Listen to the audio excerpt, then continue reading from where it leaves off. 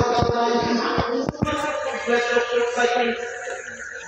আর তোমার করে বলেন সুবহানাল্লাহ।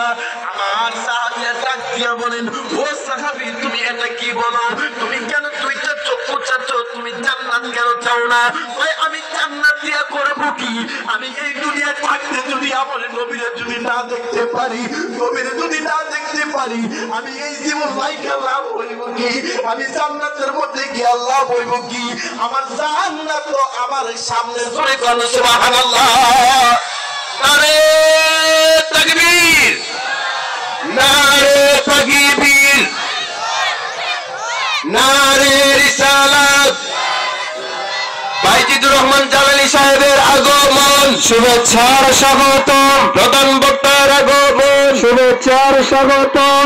আলীপুরের পক্ষ থেকে লাল গোলাম শুভেচ্ছা।